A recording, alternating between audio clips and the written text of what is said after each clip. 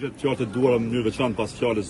zonjës Gjyla Aziri, të cilën sigurisht më do të më falënderoj që fillim për angazhimin dhe për organizimin e këtij aktiviteti në patronazhin dhe për kujdesin edhe të kryetarit të komunës, që si komision qytetar sigurisht shpreh mirënjohjen me që edhe këto ditë për kujtimi janë gjithsesi nderim për gjithë ata që na mungojnë, po edhe respekt për kujdesin edhe për familjet e familjarët e personave të zhdukur dhe familjet e familjarët e viktimave të luftës, të cilët përkundër dhimbjes, përkundër aktit të pritjes,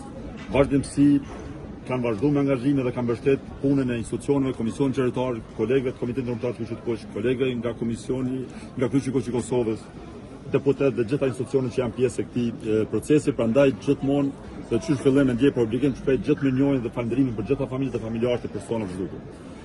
Sot Mitrovicë për të shënuar ditën e personave të zhdukur Mitrovicës, një plagë e hapur në Mitrovicë dhe në mbar Kosovën, siç e tha zonja Gjyl, në nivel vendi ne kemi 1500 gjatë 6 persona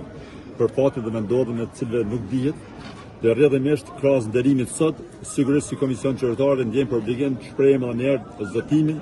për angazhim të vazhdueshëm dhe në zbardhjen e plotë të fatit dhe vendosjes së gjithë personave që vazhdojnë të jenë listën e personave zhdukur. Në mënyrë veçantë nga Mitrovica, po edhe sot nga Mitrovica, po si çdo ditë nga cili do qytet i Kosovës, ndjejmë për obligim që bashkohemi me dhimbjen e familjeve, por edhe me thirrjen dhe apelin e familjeve për bashkësinë ndërkombëtare që të shtojnë presionin ndaj palës serbe për të më bashkëpunuesin këtë proces,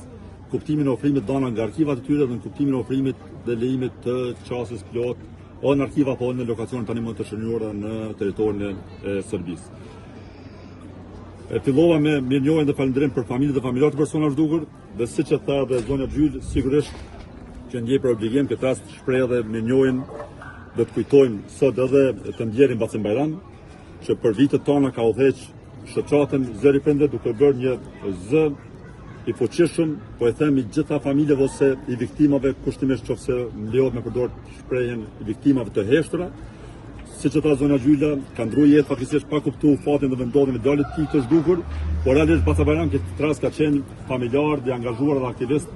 ose zoni gjitha familjeve që vazhdojnë të jetojnë këto 27 vite në pritje dhe në dhimbje.